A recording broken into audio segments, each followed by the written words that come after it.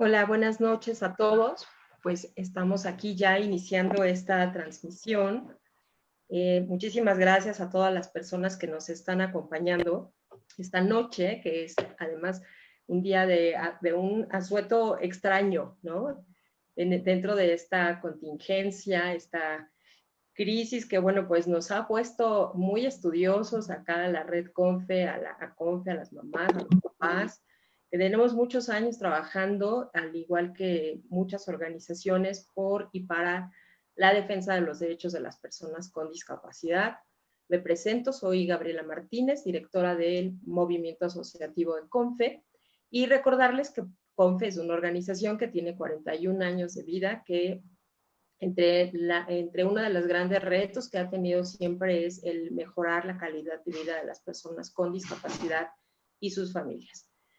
Hoy pues tenemos unas invitadas muy especiales porque el tema que nos convoca tiene que ver con una noticia que recién ha surgido a través de la Suprema Corte de Justicia de la Nación, en donde la muy mencionada ley sobre síndrome de Down, que incluso CONFE estuvo al pendiente de todo un proceso desde que surgió, pues ha sido, digamos, abrogada, ¿no? O sea, deja de tener efecto. Y esto, entonces, pues nos convoca y hemos invitado a 3 personas expertísimas en el tema, todas familiares de personas con síndrome de Down, para hablar acerca de esto, ¿no? ¿Cuáles son las implicaciones que sigue, de dónde surgió y una serie de cosas más que vamos a estar conversando.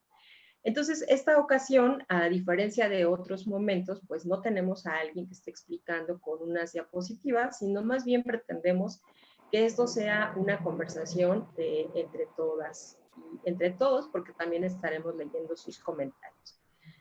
Sin más, entonces, quisiera presentarles a Cintia Galindo, que ella es licenciada en Derecho por la UNAM, con una maestría en Derecho Constitucional y Derechos Humanos por la Universidad Panamericana, con diplomados en Políticas Públicas y Discapacidad y con 10 años de experiencia en la Administración Pública Federal.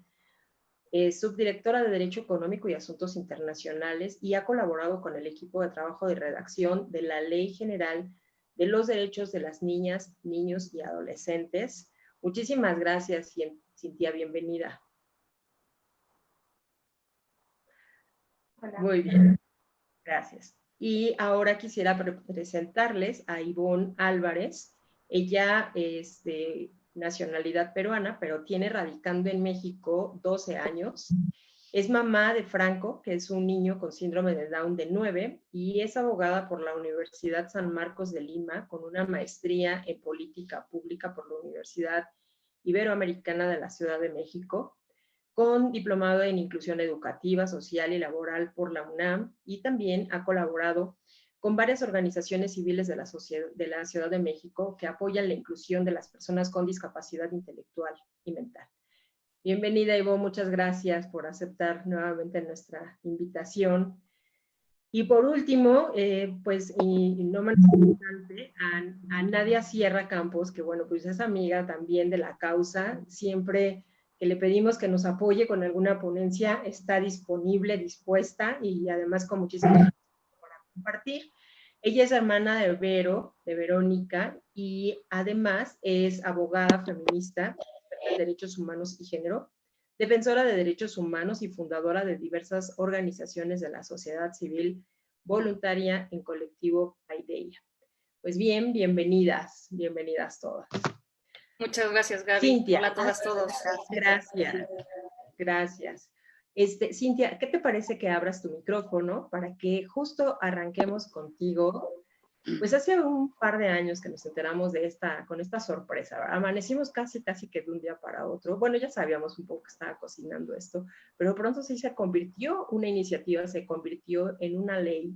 Y era sorprendente porque ya de alguna forma teníamos la recién experiencia de la ley de autismo, pero sobre todas las cosas teníamos una convención, y estamos teniendo una convención sobre derechos de personas con discapacidad, una convención interamericana para la eliminación de todas las formas de discriminación y sobre síndrome de Down. Cuéntanos un poquito qué pasó, Cintia.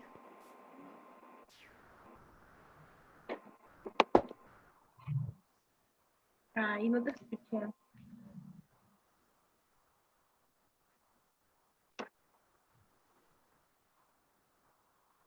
Estamos esperando a Cintia ahorita. Seguramente hay algún asunto con tu micrófono, pero a ver, ¿qué te parece? Sí, Listo. ahí ya se escucha. Gracias.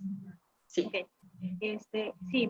Sí, fue una sorpresa enterarnos de la ley con síndrome de Down en la Ciudad de México, porque no creímos que se repitiera, porque ya había, se había hecho una ley en la misma materia en Morelos y ya se había elaborado acciones de inconstitucionalidad porque no se consideraba de acuerdo a una propuesta de esta naturaleza. Entonces, para nosotros fue sorpresa ver que estaban impulsando de nueva cuenta una ley en esa materia aquí en la Ciudad de México, cuando la Suprema Corte ya se había pronunciado sobre la inconstitucionalidad de la ley de Morelos.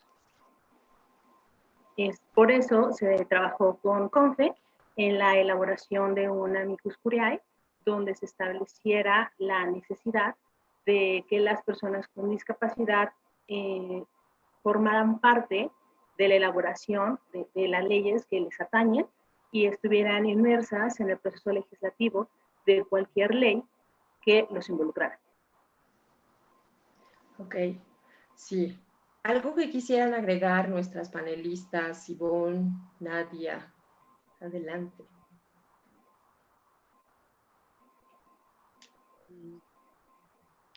Bueno,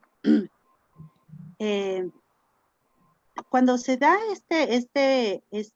bueno, antes de que se promulgue, hubo la invitación a algunas asociaciones, ¿no? Algunas organizaciones, y la invitación que se dio, o los invitados, se nos repartió el proyecto de ley en ese momento, y hubo pues muchas organizaciones que realmente no entendían de qué se trataba esta ley, y realmente la reunión trató muy poco sobre la ley en ese momento. Sí, me acuerdo que la única organización que habló de la ley claramente y me plantó su punto de vista justamente fue CONFE, ¿no? Y Adelante Niño Down a través de Elizabeth Montes, que fueron los únicos que sí se refirieron a la ley. Entonces, pero luego de eso, en esa reunión, pues hubo muy poco, se habló muy poco en realidad acerca pues, de lo que implicaba una ley para las personas con síndrome de Down. Sí pidieron quizás saber qué es lo que cuáles podrían ser las necesidades, pero pues de ahí esa fue la dinámica que yo recuerdo que hubo en este evento, ¿no?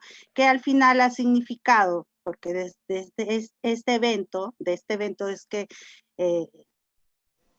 invalida al final, porque este evento lo presentan como que fuera el hecho de ser el que validaría la ley, y en realidad fue el hecho que invalidó la ley, ¿no? El tema de la consulta. O sea, no fue una consulta, fue simplemente la presentación de una ley. Entonces, bueno, digo, partimos un poquito de que pues no hubo realmente consulta a las organizaciones, y claro, entonces terminó siendo una sorpresa, ¿no? Porque supuestamente iban a haber más eventos, supuestamente, y no hubo nada, ¿no? Después de un día para otro, se dio la ley y ya. Sí, pues hay una pregunta interesante que incluso la ponen en el chat, Nadia, y nos dicen, ¿quién incentivaba esta ley? O sea, como de dónde surge esta idea, ¿no? ¿A quién se le ocurre, por llamarlo de alguna forma? Bien, pues creo que en parte de esto tiene que ver con una situación inicialmente numérica, ¿no? En donde la propia iniciativa en la exposición de motivos lo que señala es la población que vive con síndrome de Down en este país, y habla que más del 30% de esta población vive en la Ciudad de México en condiciones que no tienen una atención integral y adecuada para su pleno desarrollo e inclusión. Entonces, digamos que ese es como el preámbulo en el que se presenta con algunas organizaciones de la sociedad civil, pero particularmente por la diputada Elena Edith Segura Trejo, que estaba en la Asamblea Legislativa del Distrito Federal por el Partido de la Revolución Democrática. Y bueno, es interesante además cómo se plantea esta iniciativa sin mucho de fondo y sin el consenso, particularmente de las familias y de las personas que viven con síndrome de Down, en virtud de que, bueno, como dicen, ¿no? Es un fast track y además es una gran sorpresa. La aprobación tarda, digamos, un año, pero ya desde que se aprueba, primero en la Comisión de Grupos Vulnerables el 17 de noviembre de 2016 y después en el Pleno de la Asamblea Legislativa del Distrito Federal unos días después, pues cuando pasa precisamente a las observaciones o a la revisión del Ejecutivo del Gobierno del Distrito Federal, precisamente la Consejería Jurídica encuentra una serie de elementos que son contrarios a la Convención de los Derechos de las Personas con Discapacidad. Entre ellos, precisamente, lo primero que se señala es que no atiende al modelo de derechos humanos de discapacidad, sino que trata al síndrome de Down como un padecimiento, como una enfermedad, lo cual ya en sí mismo es contrario a derecho, ¿no? Y algo que llama la atención de esta iniciativa y que seguramente es parte de la preocupación de varias de las familias que viven en la Ciudad de México, es la creación de una unidad que tiene que ver precisamente con la atención integral de las personas con síndrome de Down, ¿no? Y que esto es parte de lo que trataba de incentivar esta propuesta, sin que, como les digo, haya sido consensada, y entonces pues termina siendo un catálogo de cuestiones incluso repetitivas que tienen que ver más con el tema de la no discriminación, que tienen que ver con temas de la inclusión que ya estaban en otras leyes, pero que por ahí va. Y finalmente, bueno, después de estas observaciones de la Consejería Jurídica, donde va señalando que hay ciertos puntos que son contrarios a derecho, pues bueno, la propia Asamblea Legislativa, el 19 de septiembre del 2017, por cierto, fecha paradigmática, rechazan esas observaciones y se aprueba la iniciativa y se manda a publicación, ¿no? Entonces, parte de esto, y si quieren lo comentamos más adelante, parte de esto es justamente lo que hace que la ley, pues hace 10 días, sea rechazada por el Pleno de la Suprema Corte de Justicia de la Nación. Así es. Sí, yo recuerdo también que no solamente pensábamos como la prontitud con la que se habían ido gestando todas las acciones, que pareciera que era imparable, ¿no? Como que era terriblemente imparable hasta que sí se convirtió en esto y que, como bien lo señalas, Nadia, había como ciertas cosas que eran atractivas al grupo a lo mejor de mamás o de papás que tenían algún hijo con síndrome de Down, por ejemplo, el asunto de la actual clínica, ¿no? Que de ahí surge la clínica que existe en la Ciudad de México, la clínica de atención para personas con síndrome de Down. Entonces, alguien comentaba, bueno, quizá que trajo fue tener una clínica, ¿no? O que se hablara acerca del síndrome de Down, pero ¿cómo pensar que se tendría que ser a costa de esto, ¿no? Pareciera que la política pública tendría que ir más allá de solamente, digamos, como venderlo, no me gusta la palabra, pero la voy a usar, ¿no? Con esta idea de que podría aprobar una ley a cambio de tener unos relativos apoyos o relativos beneficios para la población con síndrome de Down. ¿Qué opinas sobre esto, querida Cintia? Yo considero que la ley pudo ser vendida, utilizando tus palabras, porque las personas que vivimos con personas con síndrome de Down consideramos que hace falta que estén visibilizadas.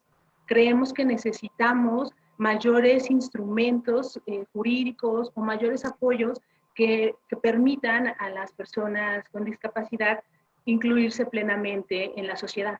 Entonces, ves una ley y consideras que ya está bien hecha porque está atendiendo un grupo en específico. Y sobre todo porque surge después de que fue aprobada a nivel federal la ley de autismo, ¿no? Entonces creo que se va buscando la necesidad de visibilizar cada una de las discapacidades o cada uno de los grupos. Sin embargo, no resulta completamente adecuado porque es contrario a la convención, que dice que hay que englobar todas las discapacidades para que puedan ser atendidas todas. Y además que ya leyendo la ley, pues sí tenía algunos, bueno, falta de técnica legislativa, porque prácticamente retomaba artículos de otras leyes o repetía temas que ya estaban en otras leyes. Entonces podríamos decir, el ánimo de la legisladora ya se encontraba atendido en otros diferentes instrumentos. Pero yo creo que lo que podía llamar la atención es que se estaba visibilizando a las personas con síndrome de Down en la Ciudad de México. Claro, ahora que dices esto de que había como ciertas situaciones ya en el escrito de la ley, recuerdo que incluso en CONFE se comentaba que esta ley parecía que era como un copiado y pegado de la ley de trata de personas, ¿no? También tenía copia artículos de la ley de derechos de niñas, niños y adolescentes de la Ciudad de México, trae algunos artículos de salud, algunos artículos de educación. Entonces copias cada apartado de las leyes que dicen discapacidad y lo pones aquí donde dice síndrome de Down.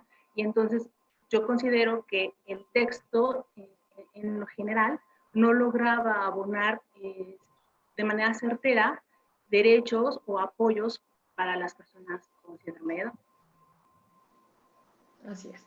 Ivonne, nos preguntan, ¿cuál es entonces la diferencia entre la ley de autismo y esta? Por ejemplo, ¿por qué la ley de autismo no se declara inconstitucional y esta ley sí? Mira, no tiene que ver con el contenido, porque realmente a pesar de que la ley del síndrome de Down, realmente como dice Cintia, es como un pequeño Frankenstein que tiene muchas cosas de leyes y que no, cuando la lees realmente, por ejemplo, siento que la idea es realmente después de leer todo, lo que te queda es un instituto, ¿no? O sea, porque todo lo demás puede estar ya legislado por otras leyes. Y entonces al final de todo es la creación de un instituto. Pero que al final de cuentas tampoco se termina creando, porque lo que se hace es pues implementar una clínica que no es un instituto, una clínica médica que es súper necesaria, que nadie cuestiona su importancia, porque es una clínica que ha llegado a poblaciones que no han podido atenderse de otra manera, porque hay, pues sí se necesitan especialistas, se necesita, y ellos son una clínica que tienen especialistas que te dirigen desde el inicio. Es un primer nivel.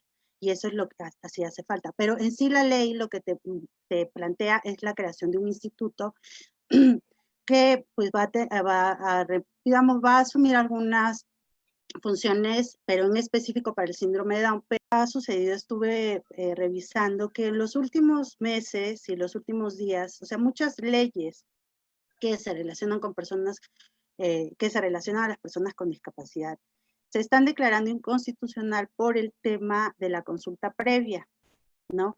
Y justamente en esta ley se está como buscando establecer lineamientos y procedimientos para que se haga esta consulta previa. ¿Por qué? Porque, como digo, esta reunión se quiso presentar como si fuera la consulta previa, pero no tenía ninguna, o sea, no tenía ningún requisito, no hubo formalidades de ningún tipo, y ni siquiera se tuvo, pues claro, porque digo, los que estuvimos allí, realmente, pues, ¿de qué se trataba esa ley? Porque en ese momento se dio el documento y luego se habló de pues, lo que siempre sucede en un primer momento en reuniones donde van familias y organizaciones de personas con discapacidad, se plantean las necesidades, ¿no? Todos tenemos necesidades. Entonces, todas las familias, las personas, y eso es lo que sucedió en esta reunión. Se plantearon necesidades. Y eso se filmó, y pues eso no es una consulta, porque no se habló de la ley. Realmente se suponía que iban a haber reuniones, pero no hubieron. Y entonces es esto lo que cuestiona la Corte, ¿no? Y es por eso es que se invalida, por la cuestión, por el tema de la cuestión, o las consultas previas que tienen que haber. No tiene nada que ver con el tema de fondo, realmente no tiene nada que ver con por esa razón, porque por ejemplo la ley sobre el autismo, ellos consideran que sí se realizaron reuniones donde participaron una gran cantidad de asociaciones y esa es la razón por la que no se invalida y porque ellos piensan que sí hubo una digamos que la población que representa a las personas con discapacidad, pues sí dio y dijo algo, ¿no? Y aprobó esta ley. Entonces, nos vamos a una cuestión muy específica, ¿no? Y todo lo demás, todo lo que se ha hablado acerca de pues que puede ser que hay que buscar que todas las discapacidades, pues no se legislen juntas, sino haya una ley para cada discapacidad o para cada síndrome ¿no? O condición, pues esto realmente no se ha hablado. No es algo que la Corte haya emitido pronunciamiento. Entonces, el único punto es acerca de la consulta, el derecho a la consulta. Claro, claro, entiendo lo que comentas y veo, Nadia, que asientas con la cabeza mientras Ivonne comenta esto. ¿Quieres agregar algo sobre Sí, este fíjate énfasis que, que da ahí? muchas gracias. Fíjate que quisiera, sabiendo que hay mamás y papás conectados, no solamente de la Ciudad de México, sino de todo el país, e incluso podría ser de otra parte del mundo, quisiera que no quedarnos en la deformación de nuestra formación de quienes estamos en el conversatorio, que somos abogadas, y bajar un poco el nivel de la conversación a los aspectos técnico-jurídicos.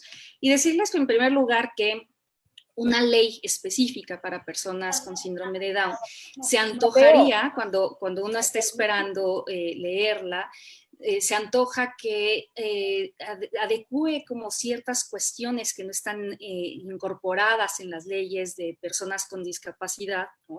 Estas leyes por la inclusión de las personas con discapacidad o el desarrollo de las personas con discapacidad, que sea como más específica en los temas educativos, de salud, del trabajo, etcétera, que atiendan precisamente a esta otra diversidad funcional o a este síndrome, ¿no? Sin embargo, pues esta ley que fue aprobada el 5 de marzo y que finalmente sí fue vigente por un tiempo y todavía lo va a ser después del 20 de abril, un buen rato, y ahorita lo explico, pues no se queda en un catálogo de buenos deseos, de obligaciones que sí o sí tienen las autoridades, ¿no? Que ya tiene el DIF, que tiene la Secretaría de Salud, que tiene la hora Fiscalía, que ya tienen todas estas instituciones que debieran estar trabajando, y entonces no se enfoca algo específico por lo cual se debería de trabajar para las personas que viven con síndrome de Down.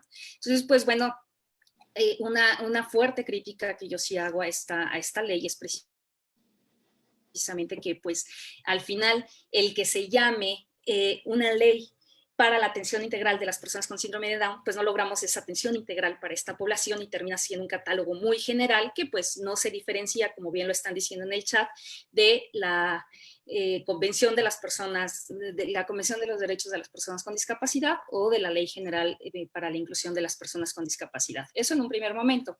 Y la otra es, mucho ha discutido la Suprema Corte de Justicia de la Nación sobre el tema de la consulta, ¿no?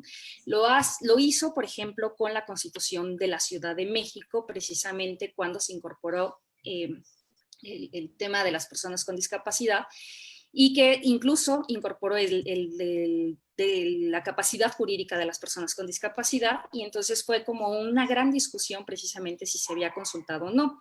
Y lo que se concluyó en aquella ocasión fue que como había personas que durante el proceso eran expertas en los temas de discapacidad y sí habían existido mesas de análisis, mesas de consulta, entonces era absolutamente válido.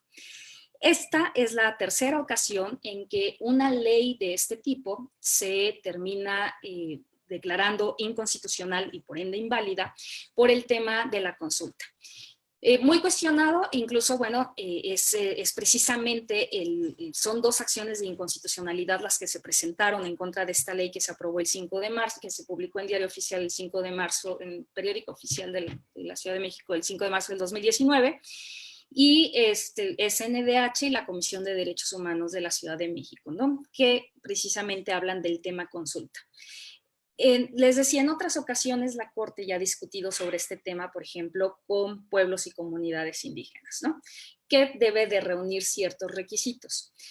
En el caso de la Convención de los Derechos de las Personas con Discapacidad, como bien se dijo, está contemplada esta consulta en el artículo 4, apartado 3, donde dice: toda política pública y toda legislación que se elabore para personas con discapacidad tiene que ser consultada con las personas de la población que va a ser directamente beneficiaria de estos derechos, y además por las organizaciones de la sociedad civil que trabajen para esas personas o que estén integradas por personas con discapacidad.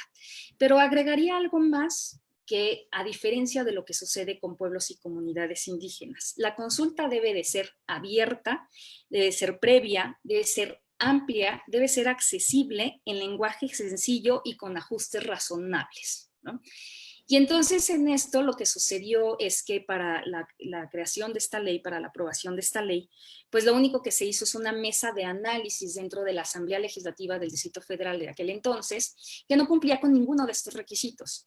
Por tanto, pues una ley que va contraria a los tratados internacionales, en este caso a la Convención de los Derechos de las Personas con Discapacidad y a la propia Constitución, pues no puede generar como actos de validez, y es por eso que la Corte determina esto. Como bien lo decía Karen, no tiene que ver con el fondo, o sea, no tiene que ver con el tema, no tiene que ver con que a lo mejor la ley del espectro autista estaba mejor hecha que esta, sino más bien, digo, yo también tengo una fuerte crítica a la ley del espectro autista, porque precisamente tanta especificidad nos llevaría a generar demasiadas políticas públicas a las cuales luego no les damos seguimiento, o que terminen siendo leyes que termina el gobierno no cumpliendo, ¿no? Porque es demasiado lo que tiene que diversificar.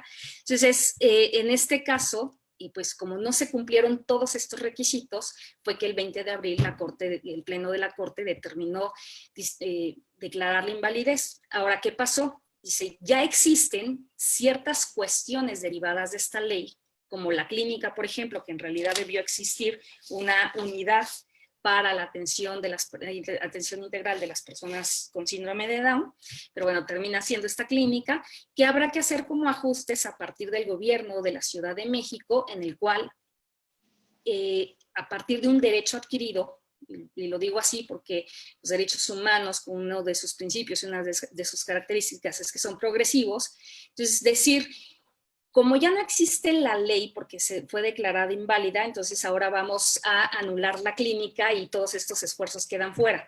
Yo creo que aquí esta progresividad de los derechos va a permitir que el propio gobierno de la Ciudad de México pues diga, bueno, aunque no existe la ley, esta clínica que sí funciona y que deberá de seguir funcionando, pues deberá de contar con los recursos materiales, financieros y humanos para que siga funcionando independientemente de la ley, ¿no?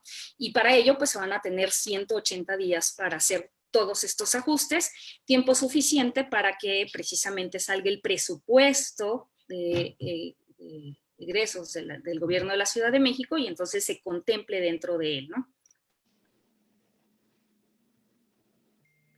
Sí, qué explicación tan interesante, tan amplia. Te agradecemos muchísimo, Ivonne, a Nadia.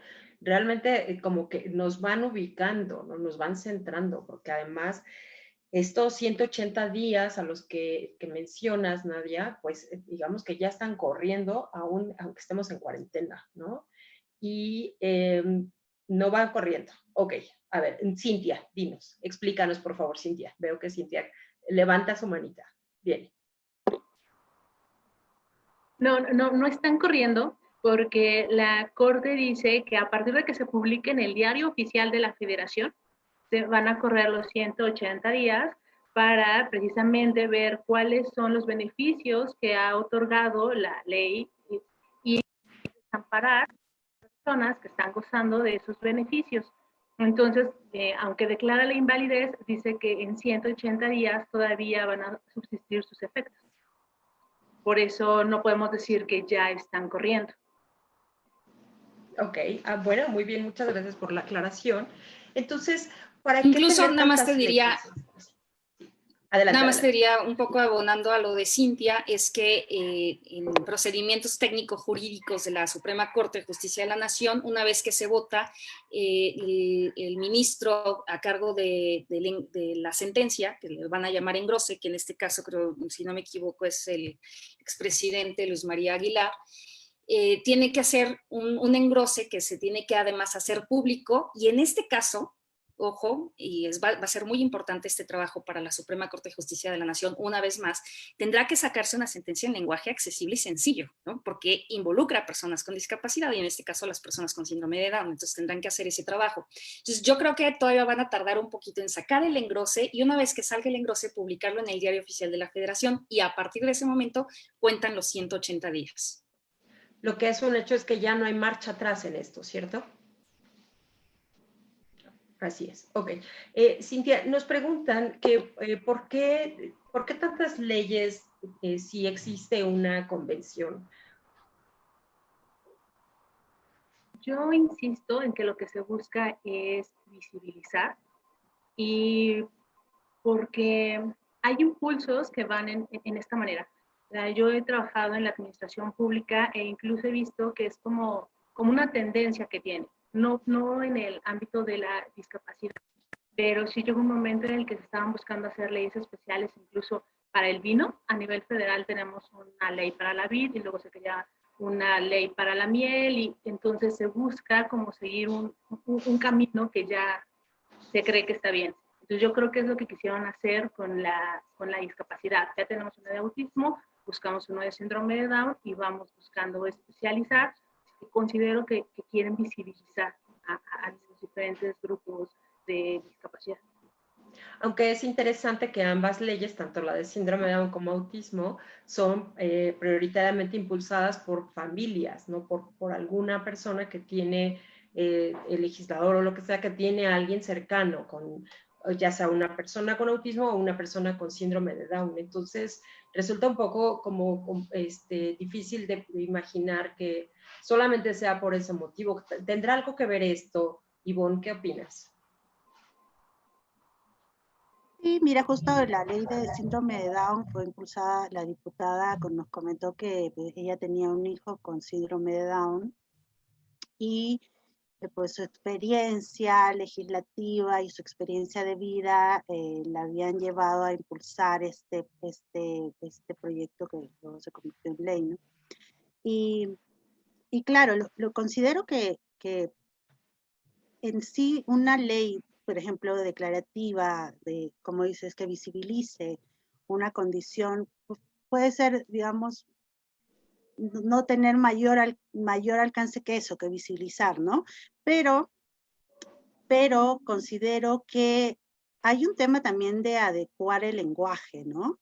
Y es un trabajo tan importante de que la comunidad, o sea, de familias, las familias y las personas que trabajan con personas con síndrome de Down, pues entiendan que a veces el lenguaje marca y la ley del síndrome de Down constantemente hace referencia, por ejemplo, de ser un padecimiento, ¿no? Entonces, trae y lo repite en muchos artículos.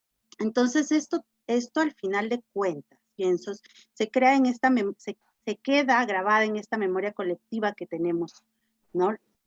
Como sociedad. Y ese es el problema de crear leyes por crear, porque podemos crear una ley, digamos, que como dice, solo visibiliza, queda como declarativa, que podría, como dijeron, ser repetitiva en muchas cosas y ya. Pero terminamos creando una ley que estigmatiza y que sigue copiando modelos. Y ese es el problema, yo creo, que tenemos que tener en cuenta todos aquellos que somos familia y todos aquellos que trabajan con personas con discapacidad, que terminan siendo leyes que realmente terminan reproduciendo esos mismos paradigmas que han hecho que nuestros familiares o que o que la gente con discapacidad que está a nuestro alrededor tenga un tratamiento de una persona enferma, de una persona a la que hay que cambiar, ¿no? A la que hay que modificar para que pueda ser parte de la sociedad. Y eso creo que es algo que fue una de las grandes observaciones que se hicieron a la ley. Que es cierto que no se ha hablado sobre este tema, la Corte no lo ha hablado, pero que yo creo que si en todo caso se vuelve a presentar una ley así, y si se somete a un consenso, sí, no, que cuando pase eso, justamente los que participen de esta votación, o de ay, se me vale, de esta, pues las preguntas que se vaya a hacer, Consulta. tengamos en claro, ¿no? El tema de que tenemos que saber que no podemos regresar a un modelo donde estemos estigmatizando a las personas con discapacidad, y que tenemos que usar un lenguaje adecuado. Y creo que estamos en una época que es mucho más fácil reeducarse a través de las redes sociales, tenemos mucha información, y que esto es muy importante para poder participar en la consulta, ¿no? Cuando se hagan la consulta, si se vuelve a hacer, porque yo creo que no va a ser la primera vez. Esta es una primera ley que se presenta, pero es muy seguro que hayan otras organizaciones u otros políticos que quieran impulsar leyes similares. Y pues digo, y pueden utilizar los mecanismos que están permitidos por la ley. Y es allí donde la sociedad civil organizada, las personas con discapacidad, tenemos que usar estos mecanismos que nos está permitiendo la ley de participación. Y para eso siempre tenemos que tener una participación preparada, ¿no? Prepararnos nosotros mismos. Sí, sí, sin duda. Y pues mientras te voy escuchando, las escucho a las tres, pienso qué tan preparados también estamos las organizaciones, ¿no? Las propias personas con discapacidad para enfrentar estos retos, ¿no? Porque claramente estamos escuchando que no hubo una consulta, que no hubo formas de participación, y qué tanto las personas con discapacidad, las organizaciones hemos promovido también que las personas con discapacidad se empoderen, ¿no? Que participen en la toma de decisiones, que tanto replicamos de pronto modelos que también se convierten en asistencialistas, etcétera, ¿no? Porque también creo que hay una parte de corresponsabilidad en muchos sentidos. Parece ser que eso es lo que estamos viendo también con esta ley. Leyes que surgen como de iniciativas personales, arropadas en este caso, por un aparente bienestar común, que en la práctica no lo es, porque tiene todas estas debilidades, digamos, ¿no? Cosas que no se consideran. Y la otra parte es qué estamos haciendo las organizaciones para favorecer, para empoderar a las familias, para empoderar a las personas con discapacidad. ¿Y qué está pasando con el criterio de quien se encarga de hacer las leyes, que no toman estos criterios básicos cuando estamos hablando de personas con discapacidad, que tienen que ver con la accesibilidad cuando menos, ¿no? Y si estamos hablando de personas con discapacidad intelectual, como podría ser el síndrome de Down, pues los criterios básicos de accesibilidad, de lenguaje sencillo, de lectura fácil, de uso de pictogramas y una serie de cosas más. Observo que señalan las tres y con la cabeza y con la mirada. Entonces, pues no sé, ¿qué seguirá en esto? ¿Cuál es el análisis general? ¿Hacia dónde nos vamos entonces ahora replanteando, Nadia? Mira, regresando un poco, te diría, porque hay varias preguntas que estoy leyendo en el chat de quienes están participando, escuchándonos, que una de las características de las leyes es que las leyes tienen que ser generales, ¿no? Y hacer leyes tan específicas tiene sus pros y sus contras, ¿no? Su contra es que va precisamente contra esta generalidad, y entonces, en el caso particular, en lugar de generar la inclusión de todas las personas con discapacidad, pareciera que vamos haciendo cajitas de todas las personas con discapacidad, y entonces va excluyendo nuevamente, ¿no? Entonces, sí tendríamos que trabajar con esta generalidad, pero también hacia dónde. Y una cosa que me gusta muchísimo dentro de leyes muy particulares o leyes específicas, como esa, es que lo que auxilian es a potenciar derechos, ¿no? Por ejemplo, yo que me dedico a los temas de género, y trabajo los temas de violencia contra las mujeres, diría, pues aplaudo muchísimo una ley general de acceso de las mujeres a una vida libre de violencia, ¿no? Y siempre los hombres salen y me preguntan, ¿y por qué no hay una ley contra la violencia hacia los hombres, no? Pues bueno, porque tiene sus particularidades. En este caso, pareciera que estamos en una misma discusión, porque sí hay una ley del espectro autista y porque no hay una ley para el síndrome de Down y porque no hay una ley para el síndrome de Cohen, que estoy acá leyendo, por qué no hay una ley para el trastorno bipolar, por ejemplo, etcétera, ¿no? Entonces, porque se nos van haciendo muchísimas leyes que, como decía, para cumplirlas en términos de política pública, pues resulta muy costoso y, sobre todo, un seguimiento muy exhaustivo para el Estado que yo diría, si a duras penas puede, con lo poquito que tiene que ver con las leyes de inclusión de las personas con discapacidad, hacerlo tan específico también le cuesta un poco de trabajo, pero sí va a potenciar derechos.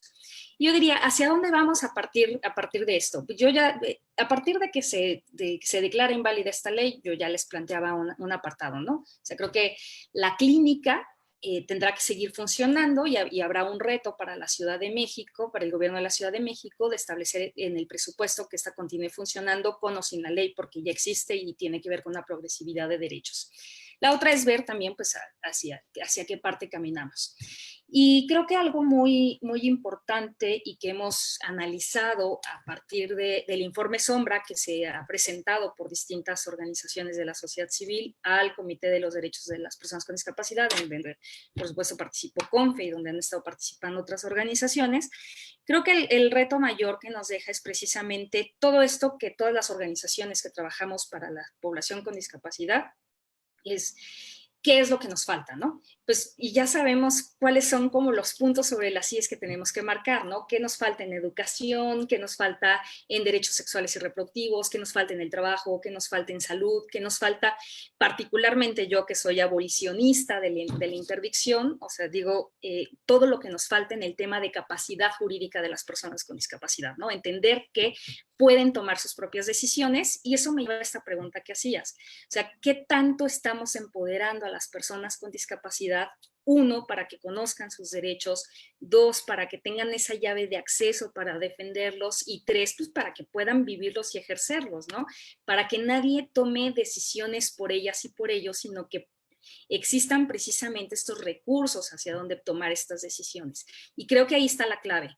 La clave está en el momento en que las personas con discapacidad sepan cuáles son sus derechos y los puedan ejercer, entonces podremos activar todo esto que va a hacer que también participen activamente en la creación de leyes, de política pública y de acceso a la justicia que se requiere para ello. Sí, Cintia, ¿quieres comentar algo más? Sí, coincido con Nadia en que lo importante en este tipo de leyes o en las acciones que se van a generar después de esto es que nosotros mismos como familiares de personas con discapacidad intelectual y como sociedad vamos a reconocer que ellos tienen que formar parte de todo, ¿no? Entonces, porque a mí me habían cuestionado mucho, ¿cómo le puedes preguntar a una persona con discapacidad, con síndrome de Down para que participe en la ley, ¿no? O sea, ya tenemos nosotros la idea de que no puede. Entonces, este tipo de ejercicios nos van a que las personas con síndrome de Down son capaces de hacer cosas de las que no creen. Y entonces van a obligar a instaurar los mecanismos. Sí, Nadia, sí, se está cortando tu audio. Quizá si pudieras otra vez compartir con nosotros. Decías que coincides con Nadia. Ajá. Importante este tipo de eventos para radicar, vamos a la de instrumentar ciertos mecanismos para acceder, para Down plenamente a todos. Porque a mí me preguntan cómo una persona con síndrome de Down va a participar, ¿no? O como que tenemos la base mental de que no puede hacer cosas. Y con instituciones vamos a Sí, te voy a volver a interrumpir, Cintia. Se oye muy, muy cortada tu voz y alcanzamos a escuchar este cuestionamiento de cómo, de que te han compartido, ¿no? Cómo una persona con síndrome de Down va a participar, ¿no? Como ya de antemano la descalificación respecto a, ¿no? Y asignando la responsabilidad absoluta de la resolución de algo a la persona con síndrome de Down en este caso, sin considerar que pues la discapacidad en ese sentido, recordar siempre que es relativa en la medida en que, o la condición de discapacidad siempre es relativa en la medida que nosotros brindamos apoyos, ¿no? Entonces, a ver, si continúas con la idea, a ver si logramos captar tu voz, Cintia. A ver si me escucha. Creo que no lo vamos a lograr. No. No. Vamos a permitirle a Ivonne, igual si alimentas un poquito esta idea de, que seguramente tú también la tienes clara, Ivonne, porque pues tú también eres mamá de una persona con síndrome de Down, entonces has escuchado seguramente lo que comentaba Cintia. A lo mejor si apaga su video y solo se queda con el audio, se puede escuchar mejor. Pues posiblemente. Cintia, si apagas tu video. Pero bueno, claro, mira, siempre existe este cuestionamiento en los grupos de familias sobre cómo hacer que las personas con síndrome de Down participen. Y realmente todavía es necesario trabajar este tema con las familias, ¿no? Que las familias entiendan que hay que enseñarles desde pequeños a las personas con síndrome de Down a tener autonomía, para pues ellos poco a poco se vayan pues teniendo mayor participación.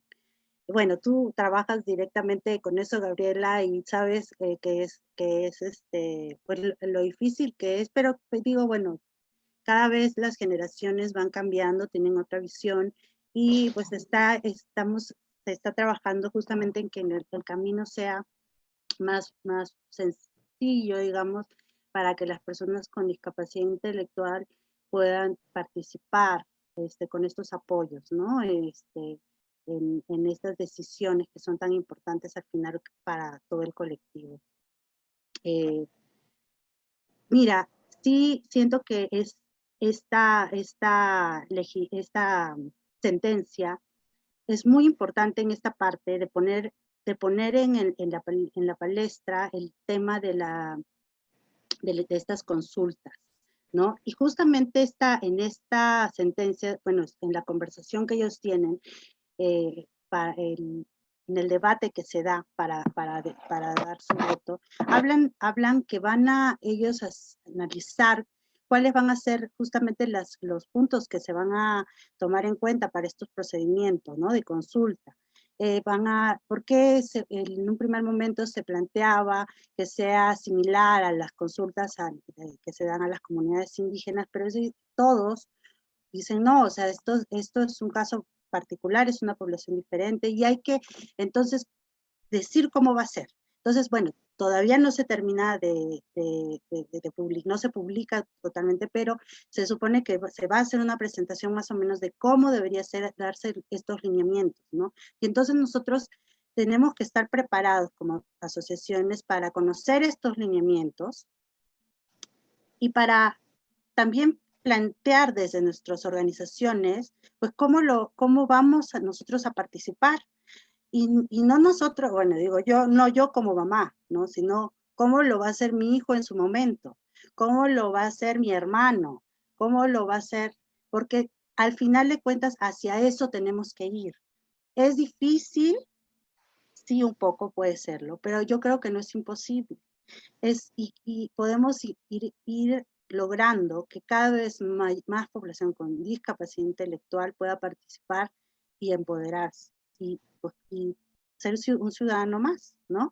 Entonces esto es lo que nos está dejando esta sentencia, este mecanismo de consulta que se va a presentar, que van a presentar su procedimiento y lineamientos, y creo que a partir de eso nosotros como asociaciones tenemos que conocerla y empezar a prepararnos para un futuro diferente.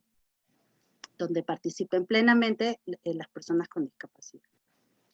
Claro, y el nada de nosotros y nosotros, pues está referido a ellos, ¿no? A ellas, a quienes viven la condición de discapacidad, sin duda, y estamos comprendiendo entonces que esta situación de la consulta tiene que ser extendida en su totalidad, ¿no? No extendida, más bien tomada, perdón, en su totalidad por quienes viven una condición de discapacidad. En el chat nos dicen, ¿qué sigue? ¿Qué sigue después de esto? ¿Quién quisiera tomar esta pregunta? ¿Qué sigue después de esta sentencia? Porque al final de cuentas, pues los derechos siguen pendientes, ¿no? El ejercicio de derechos de las personas con discapacidad en general, con síndrome de Down, pues están pendientes en materia de educación, todo lo que decía Nadia, ¿no? De salud, o sea, hoy día que estamos viviendo la contingencia, pues el gobierno tardó, y aunque lo ha hecho y ya presentó una guía, el INDEPED ya acaba de presentar, también presentó su guía de atención, ¿no? Formas de atender en contingencia a las personas con discapacidad, pues se tardaron, parecía que se tardaron, ¿no? Como que fueron lentos, y muy sobre todo como muy empujados por sociedad civil, ¿no?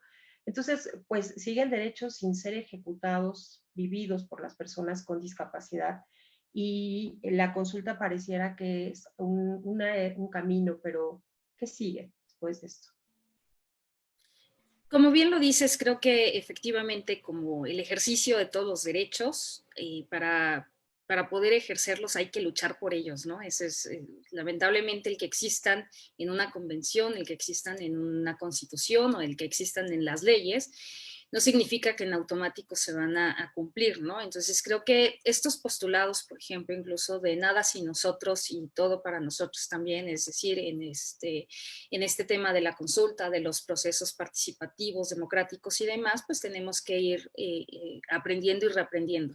Yo diría, esta noticia del 20 de abril de la Suprema Corte de Justicia de la Nación, pues aunque pareciera una mala noticia, no lo es, ¿no? Porque después de mucho tiempo, después de 12, 15 años de estar luchando porque este proceso democrático de consulta a las personas con discapacidad, finalmente lo terminan entendiendo las y los ministros de la Suprema Corte de Justicia de la Nación, y entonces, aunque lo debieron haber tomado en cuenta las y los legisladores, pues bueno, lo terminan construyendo 3 años después las y los ministros, pero ya nos da un parteaguas para decir, alguien por lo menos ya está leyendo la Convención de los Derechos de las Personas con Discapacidad y ya la está poniendo en práctica. ¿A partir de qué? Pues yo casi siempre digo, como sucede con los perritos que a veces los educamos a periodicazos, pues acá legisladoras, legisladores, servidoras y servidores públicos terminamos aprendiendo amparazos, ¿no? Cuando nos dan un revés precisamente en el Poder Judicial de la Federación, pues es cuando entendemos que tenemos que voltear a leer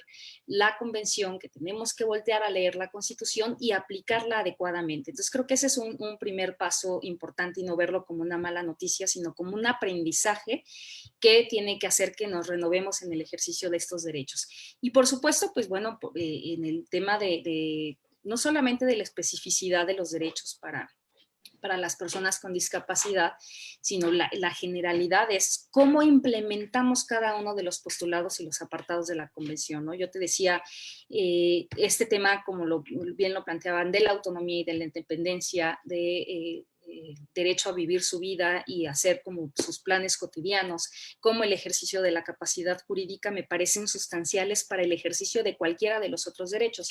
Leía una de las preguntas del chat donde decía algún padre o madre de familia que no había podido acceder al derecho a la salud porque tenía síndrome de Down, ¿no?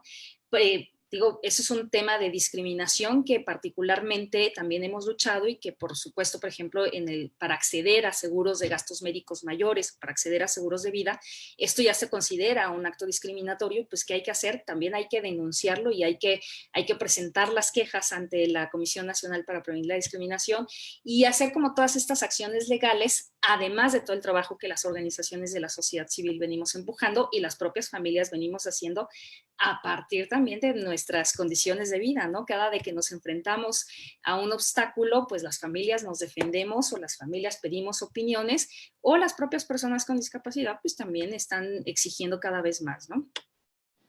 Gracias, Nadia. Cintia. A ver, ¿ahí ya me escuchan? Sí,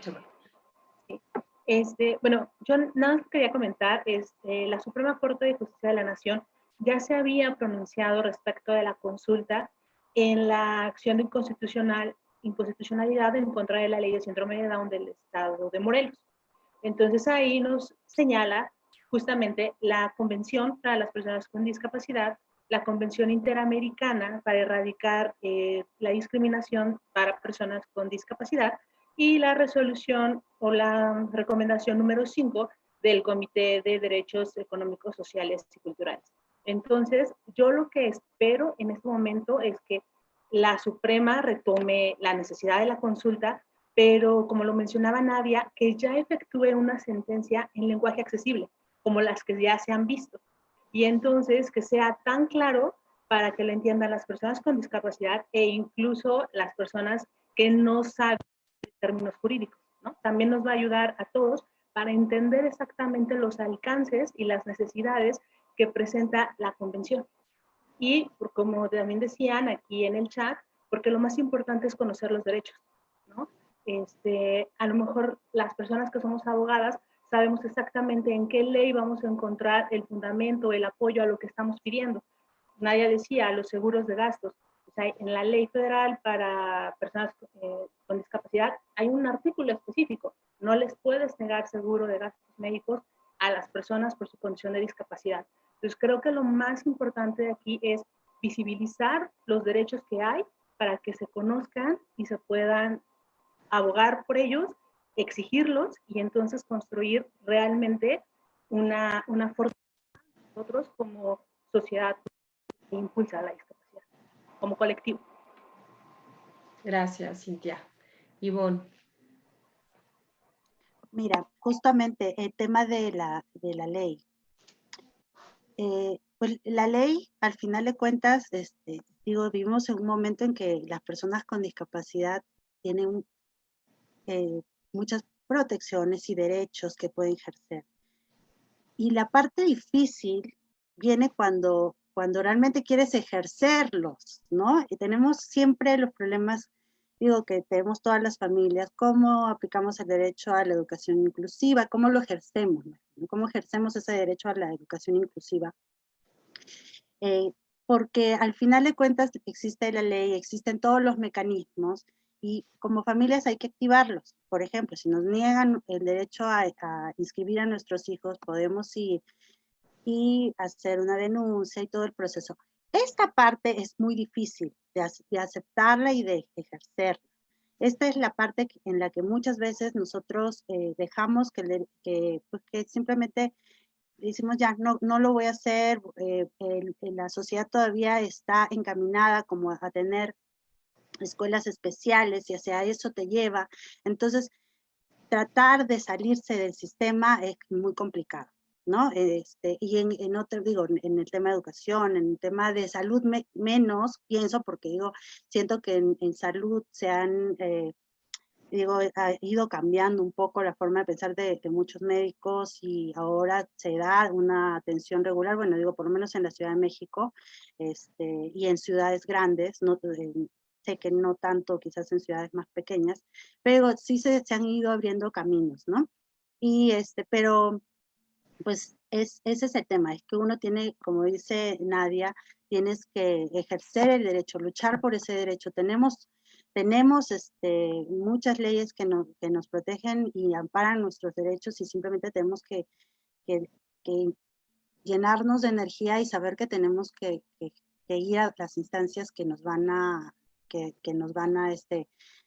empoderar, ¿no? Y que nos van a proteger, digamos. Y eso es la parte difícil, es la parte difícil. Es un trabajo de hormiga, lo sabemos todos los que estamos aquí, todas las familias que estamos en esto, sabemos que es un trabajo de hormiga, pero que al final de cuentas vamos a lograr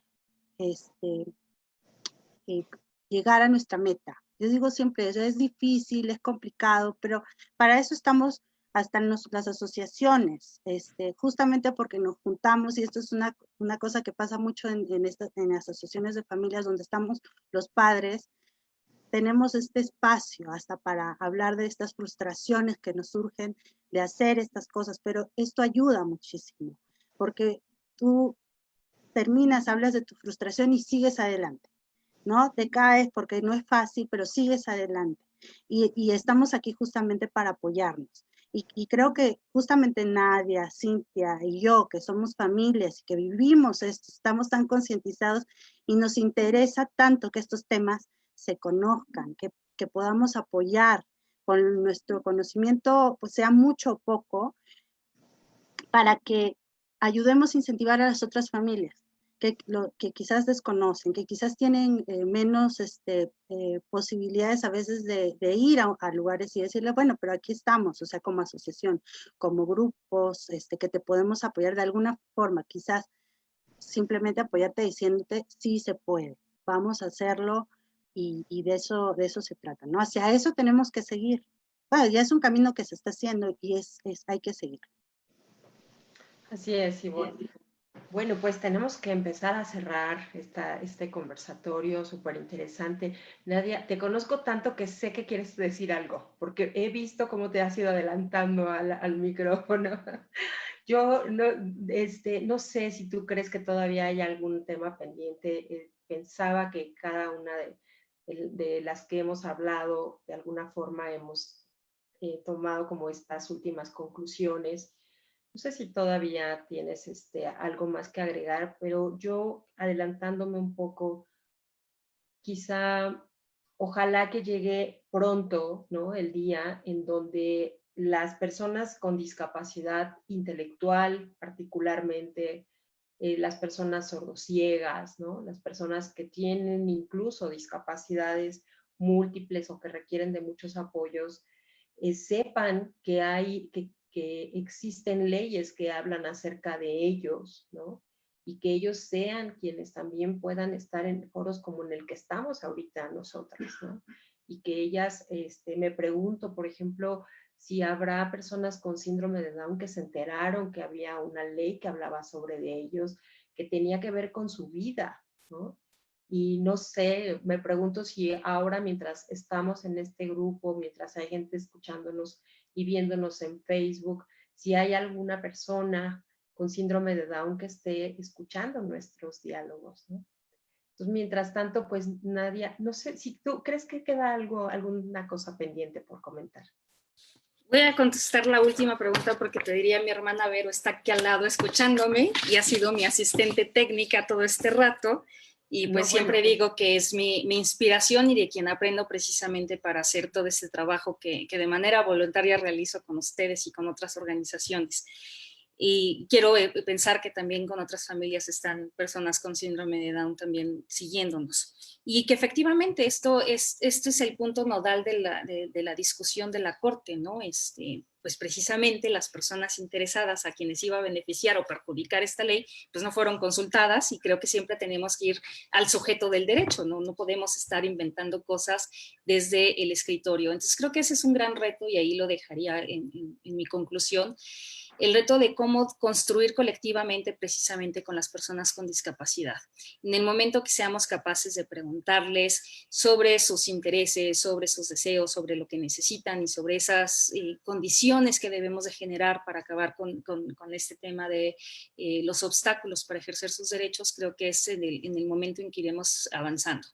Veo por aquí muchos temas sobre el tema de interdicción que ampliamente hemos platicado aquí en CONFE con las familias y demás, pero yo les diría, bueno, sí, cada vez más tendríamos que ir a erradicar la interdicción y buscar un sistema de apoyos. Creo que ese es sobre lo que tendríamos que trabajar. No sé si una ley, no sé cómo tendría que ser o si simplemente en la creación de políticas públicas, pero un sistema de apoyos desde el aparato institucional, que no sea solamente desde las familias, creo que es el gran reto que tenemos que empezar a implementar en este país para ir ejerciendo este derecho de la autonomía y la independencia de las personas con discapacidad.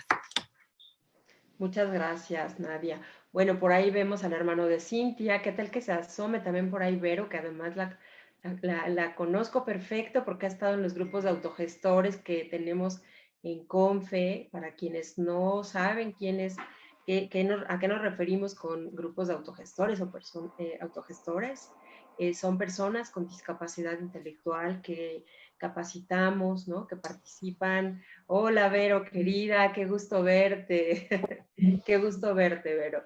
Y bueno, por acá también, el hermano de Cintia, ¿cómo te llamas? Alejandro. Bienvenido, Alejandro. Qué gusto verte, Alejandro. Bueno, pues un autogestor, una autogestora es una persona con discapacidad intelectual que estudia, ¿no? Que estudia acerca de su condición de vida, que estudia acerca de sus derechos, que se representa a sí misma y que también representa a otras personas. Los grupos de autogestores en otros países, sobre todo en Europa, tienen una influencia muy clara, experiencias, por ejemplo, como en España, en donde forman parte de los consejos, ¿no? O sea, municipales, como un poco haciendo la comparación con México, ¿no?